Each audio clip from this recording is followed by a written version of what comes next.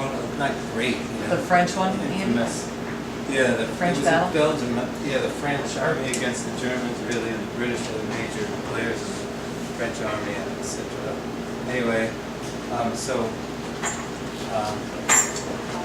read a little more of that. The first round. You mean, could you make sure that I'm in the tree? Thanks.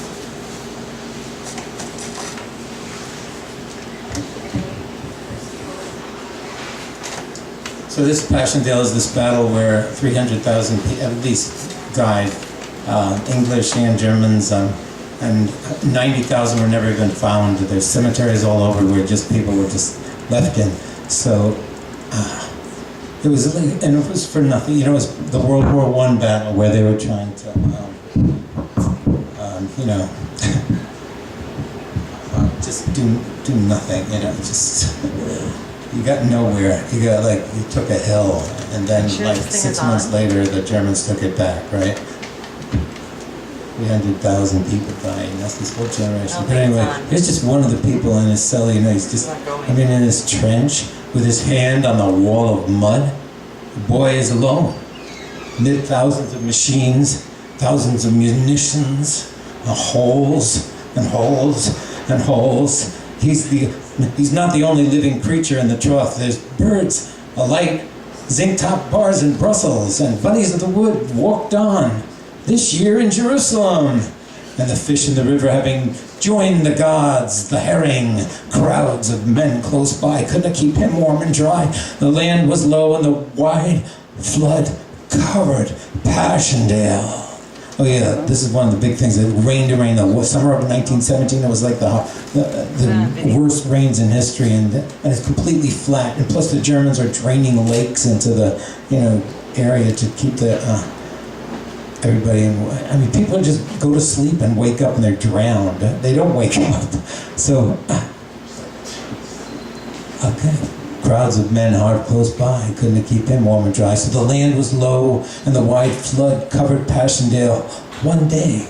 To glisten blue for trikes and tribangles, a pond of living, a sea of peace, with currents for the fellowship of men and dogs.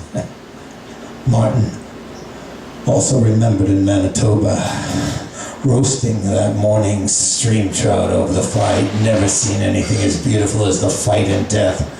That morning, he saw no reason to ever leave that place. That day, fly fishing, it was like no other. Everything seemed in its place. The floor of the forest was moist and smelled beautiful. Yeah, what kind of fish did you catch? Trout. And some salmon. They fight like kings. Have you ever gone fishing? Not in Montreal. I was a baker. Staff of life, you know. Oh, why don't you make us some real bread, huh?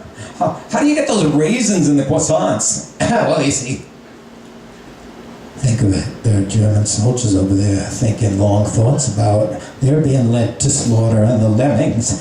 And half the chappies here are saying the same thing. The fish meditated with God, and in a different way. Ye shall know them by their fallings, by the slant, by the barrows. Ye shall know them as they sing, hear them as they chant, cordwood bundles creaking through the narrows, back to the woodland, split with fares embalmed, crews to bury, platoons to rearm. They are identified by fear and peace, keeping a pace. Striven, sant youth, perfidious aches of kabuki rang, bleak despondent roiling gut. The howl eyes of throats clenched draw to dust this hand that follied trout in Eden's garden, and all the world ever knowing, and all the world shall ever know of being the perfect clap of shrieks, this hand of prairie, ice lake, baptized down in molten earth, a warm, this handshake, this caress, this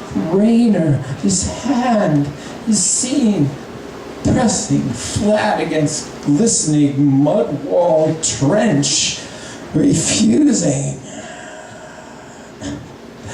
Thank you. Okay, maybe I over-dramatized that a lot, but I really felt that. And then reading this book,